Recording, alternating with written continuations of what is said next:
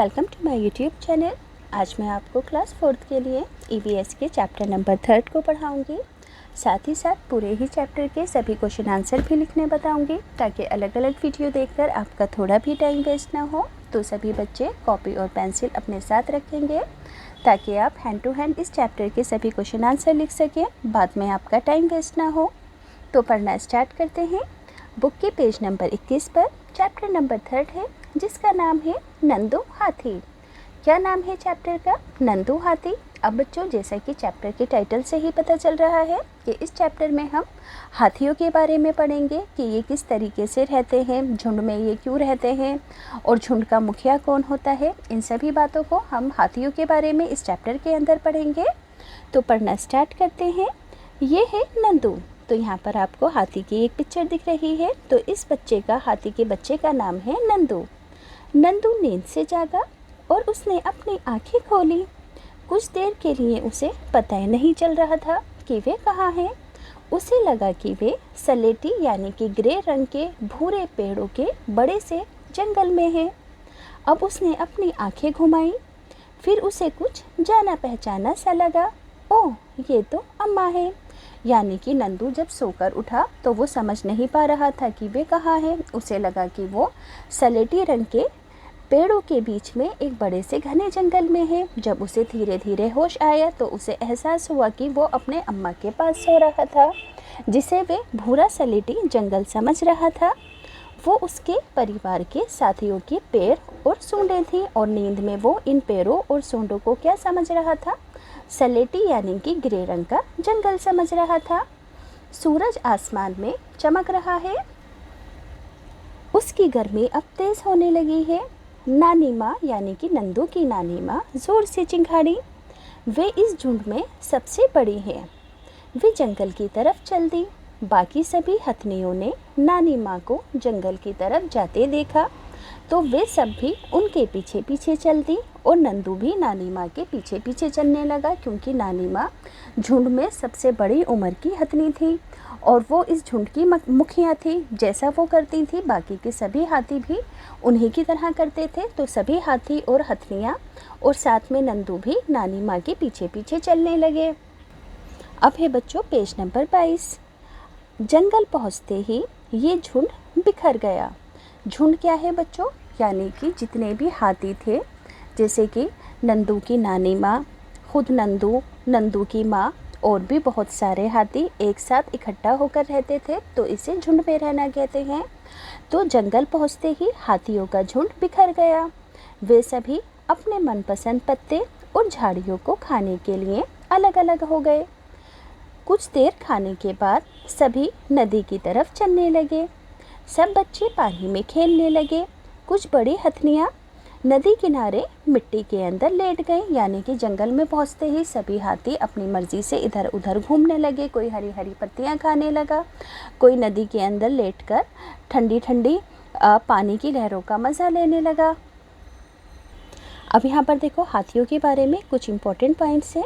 यहाँ लिखा है कि क्या तुम जानते हो, एक बड़ा हाथी एक दिन में 100 किलोग्राम यानी कि 100 केजी से भी ज़्यादा पत्ते और झाड़ियाँ खा लेता है।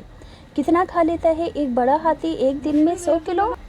और दूसरी बात क्या है कि हाथी बहुत कम आराम करता है। ये एक दिन में केवल यानी कि सिर्फ 2 से 4 घंटे ही सोता है। हाथी को पानी और कीचड़ में खेलना बहुत पसंद आता है। इससे उसके शरीर को ठंडक मिलती है। वैसे उसके कान भी पंखे की तरह होते हैं। गर्मी लगने पर हाथी अपने कान हिलाकर हवा करता है, क्योंकि बच्चों हाथियों को बहुत ज़्यादा गर्मी लगती है, और जो इसके कान बहुत बड़े बड़े होते हैं, ये इन्हें हिला हिला कर अपने आप को हवा करते हैं, और गर्मी कम करने के लिए ये कीचड़ में और पानी के अंदर लेटकर अपनी गर्मी को दूर करते हैं। अब पहला प्रश्न है कि पता करो, नंदू तो सिर्फ 3 महीने का है और उसका वज़न 200 किलो है, यानी कि 200 किलोग्राम है। तुम्हारा वज़न कितना है? तो आप 4th क्लास के अंदर पढ़ते हैं, 13-14 साल के होंगे, तो तकरीबन आपका वज़न 30 किलोग्राम का होगा। तो आप अपना वज़न अपने आप लिख सकते हैं। तुम्हारी उम्र के कितने बच्चों का वज़न मिलाकर नंदू के वज़न के बराबर होगा? देखो बच्चों, वज़न है कितना? 200 किलोग्राम, और हमारा वज़न कितना है 30, तो लगभग 6 बच्चों के बराबर होगा। अगर आप 30 को 200 से डिवाइड करोगे तो आंसर यही आएगा आपका। अब है बच्चों बुक का पेज नंबर 23। तो यहाँ पर आपको कुछ हाथी सूंड में पानी भरकर पानी में खेलते हुए नज़र आ रहे हैं। यहाँ लिखा है खेल खेल में नंदू ने अपने साथियों को एक दूसरे की पूंछ खींचते हुए देखा। उसने सोचा मैं बहुत छोटा हूँ, कहीं ये सब मेरे ऊपर ना गिर जाए, क्योंकि नंदू अभी कितनी उसकी उम्र थी, अभी मैंने बताया था कि वो 3 महीने का था। तो जब उसने हाथियों को एक दूसरे की पूंछ खींचते हुए देखा तो उसने सोचा कि मैं अभी बहुत छोटा हूँ, कहीं ये मेरे ऊपर ना गिर जाए। वे उनके पास नहीं गया और धीरे से अपनी अम्मा के पास जाकर खड़ा हो गया।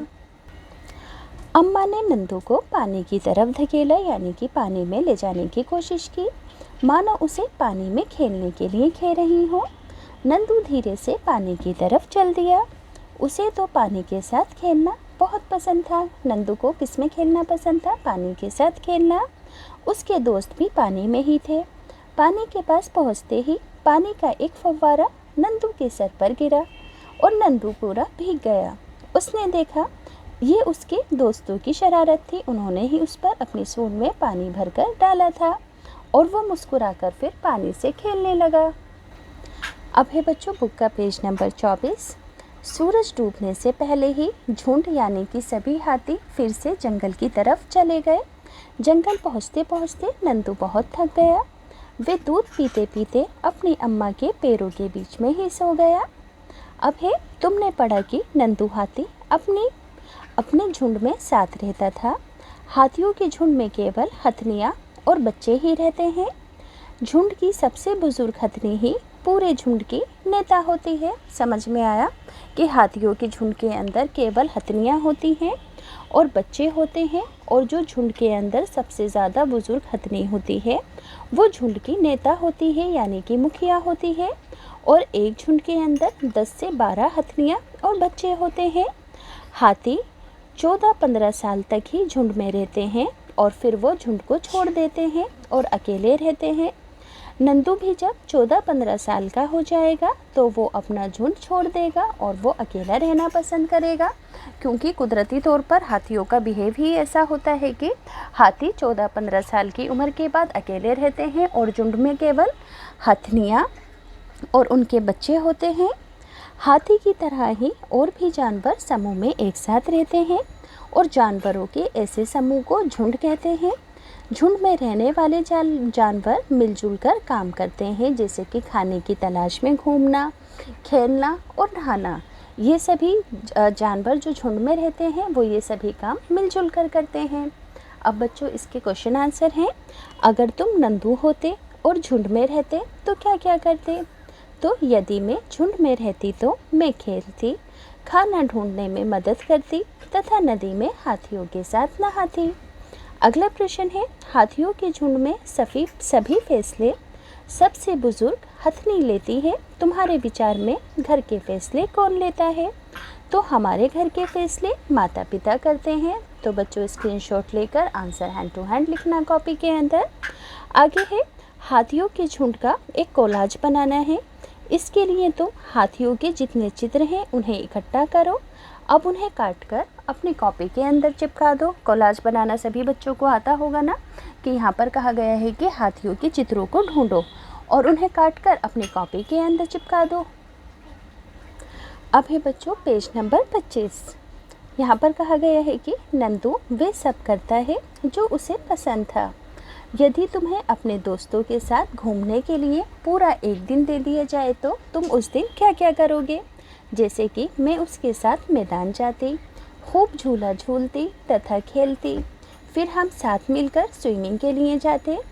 हम साथ अपनी पसंद का खाना भी खाते या खाएंगे। तो इस आंसर को आप अपनी मर्ज़ी से लिख सकते हो, या तो स्क्रीनशॉट लेकर एज इट इज़ लिख दो। अगला है पता करो और लिखो कौन से जानवर झुंड में रहते हैं। तो बच्चों भेड़, बकरी, भैंस, जिराफ, हाथी, कुत्ते आदि ऐसे जानवर हैं जो कि झुंड के अंदर रहते हैं। आगे है क्या तुम भी समूह में रहते हो, यानी कि ग्रुप में रहते हो? तुम्हें समूह में रहना कैसा लगता है? तुम्हारे हिसाब से समूह में रहने के क्या क्या फ़ायदे हैं और क्या क्या नुकसान हैं? तो हाँ, मुझे समूह में रहना पसंद है। सब पहले फ़ायदे लिखेंगे। समूह में सबके साथ मिलकर रहने से नई चीज़ें सीखने को मिलती हैं, दूसरों से मदद भी मिलती हैं। नुकसान क्या है? मतभेद तथा लड़ाई भी हो सकती है और गलत संगत का प्रभाव भी हो सकता है, क्योंकि कभी कभी गलत संगति भी बच्चों को सीखने को मिल जाती है ग्रुप में रहकर रहने से, क्योंकि सभी बच्चे तो एक जैसे नहीं होते हैं। तो स्क्रीनशॉट लेकर बच्चों अपनी कॉपी में हैंड टू हैंड लिख लेना इसे। अगला है, हाथी को चेन से बंधे होने पर कैसा महसूस होता होगा? जब हाथी को बच्चों आपने देखा होगा कि चेन से बांध कर रखा जाता है तो उसे कैसा महसूस होता होगा? तो हाथी बहुत बेबस और दुखी होता होगा, क्योंकि स्वतंत्रता यानी कि आज़ादी सबको प्यारी, सबको प्रिय होती है, तथा वे अपने साथियों को भी याद करता होगा, क्योंकि कैद में रहना तो किसी को पसंद नहीं होता। तो स्क्रीनशॉट लेकर हैंड टू हैंड अपनी कॉपी में ये क्वेश्चन आंसर लिखते जाना आप। अब है पेज नंबर 26। क्या तुमने कभी हाथी पर सवारी की है? आपको कैसा लगा? तो आप लिखोगे, हाँ मैं जब नानी के घर गई थी तब मैंने हाथी की सवारी की थी। उस पर सूंड के सहारे मैं ऊपर चढ़ी थी। मुझे डर भी लगा था, पर बैठने के बाद बहुत आनंद आया था। अगला प्रश्न है, तुम कौन से जानवरों पर बैठे हो? उनके नाम लिखो। तो हाथी, ऊंट, भैंस, आप जिस पर भी बैठे हैं आप उसके नाम लिख देना। अगला है, तुम अपने आसपास फिल्मों या किताबों में कई जानवरों को तुमने देखा होगा, अकेले भी देखा होगा और झुंड में देखे गए जानवरों में से किसी एक के बारे में लिखो। यानी कि आपको किसी एक ऐसे जानवर के बारे में लिखना है जो कि झुंड में रहता है। तो यहाँ पर मैं भेड़ के बारे में लिख रही हूँ। मेरे नाना ने बहुत सी भेड़ें पाल रखी हैं, वे झुंड में रहती हैं। भेड़ के बाल उतारकर नाना उन्हें बेच देते हैं और भेड़ के बालों से ऊन तथा गर्म कपड़े बनते हैं। तो बच्चों, इस पार्ट का भी स्क्रीनशॉट लेकर हैंड टू हैंड अपनी कॉपी में लिखते जाओ, ताकि बाद में आपको दिक्कत ना आए। अब है पेज नंबर 27। सोचो और लिखो, बगुला भैंस पर क्यों बैठा होगा? देखो यहाँ पर एक भैंस है और इस पर बगुला बैठा है। तो बगुला भैंस पर इसलिए बैठता है क्योंकि वे भैंस की त्वचा पर मौजूद कीड़े खा सके या फिर खाता है। समझ में आया? खा सके लिख देना। अगला है, क्या तुमने किसी जानवर को दूसरे जानवर पर सवारी करते देखा है? उसका नाम लिखो। तो आप लिखोगे कि हाँ, मैंने चिड़िया को गाय पर बैठे देखा है। सवार जानवर कौन है? चिड़िया। और सवारी देने वाला जानवर कौन है? यहाँ पर गाय। अगला है, ऐसे और जानवरों के नाम लिखो जिन्हें हम सवारी के काम में लेते हैं, यानी कि जिन पर हम बैठते हैं, जैसे कि भैंस, घोड़ा, गधा, बैल तथा हाथी। इन पर हम बैठ के बच्चों सवारी आसानी से कर सकते हैं ना। अब ऐसे जानवरों के नाम लिखने हैं जो कि सामान ढोने के काम आते हैं, जैसे कि गधे पर सामान को रखा जाता है, भैंस पर, बैल पर, घोड़े पर। आपने देखा होगा कि इन सभी जानवरों को सामान ढोने के काम में लिया जाता है। अब है अगला प्रश्न, तुम्हारा अपना हाथी बनाओ। अगले पृष्ठ पर बच्चों एक हाथी का चित्र दिया गया है, उसकी कटिंग करके आपको अपने आप एक्टिविटी पूरी कर लेनी है। मैं यहाँ पर आपको दिखा देती हूँ, इस तरीके से है। अब नेक्स्ट है जानवरों की सभा। तो देखो यहाँ पर बहुत सारे जानवर इकट्ठे हैं, इन्होंने सभा कर रखी है, आपस में एक दूसरे से बातचीत कर रहे हैं। तो यहाँ पर सबसे पहले है सांप। ये पिटारी में ही अब मेरा घर बन गया है। मैं तो जंगल के जानवरों से मिलना और खुली हवा में सांस लेना भी भूल गया हूँ। बस पिटारी है और ये सपेरा। यानी कि यहाँ पर बच्चों सांप नाराज़ है क्योंकि सपेरे ने उसे पिटारी में बंद करके रख रखा है और वो खुली हवा में जंगल में रहना चाहता है, मगर वो कैद है। अब है भालू। ये मत सोचो कि मैं सर्कस में बहुत खुश हूँ। भालू भी अपनी बात कहता है कि मैं सर्कस में बिल्कुल खुश नहीं हूँ। तुम्हें लगता होगा कि मैं नाच कर दिखाता हूँ, मैं बहुत खुश हूँ। नाचो कूदो, आगे आग के गोलों से निकलो और भी ना जाने क्या क्या ना करो। तो भूखे रहो और पिटाई अलग से होती है अगर करतब ना कर कर दिखाओ। तो भालू भी कैद में रहने की वजह से बच्चों दुखी है। अब है घोड़ा। तुमने मेरी दौड़ तो देखी होगी, मेरे पैरों के नीचे जब लोहे की नाल ठोकते हैं तो दर्द से मेरी जान निकल जाती है, यानी कि घोड़े को बहुत दर्द होता है जब इसके पैरों के अंदर बच्चों लोहे की नाल को ठोका जाता है तो इसे बहुत दर्द होता है। नाच अभे बंदर, नाचते नाचते तो हमारी कमर ही टूट गई।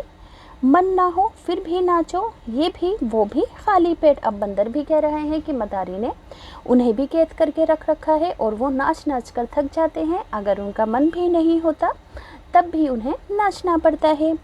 अब है बिल्ली, मियाऊ मियाऊ मियाऊ, लोगों के लिए कुछ भी काम नहीं करती, फिर भी बच्चे मुझे बहुत प्यार करते हैं, दूध पिलाते हैं और सहलाते भी हैं।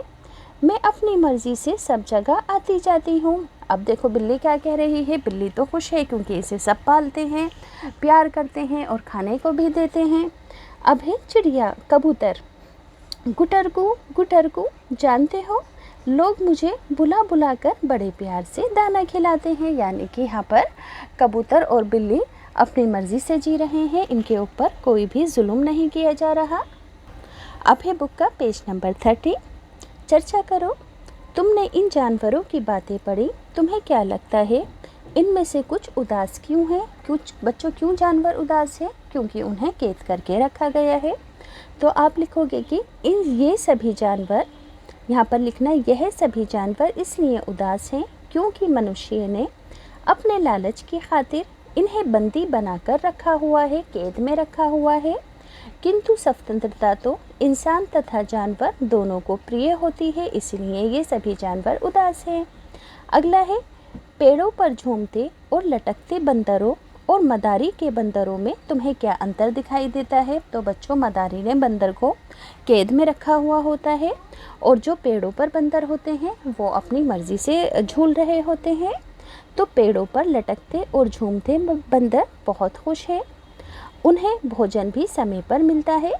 मदारी के बंदर को जब ही भोजन मिलता है जब वे मदारी के इशारे के अनुसार खेल खेलता है।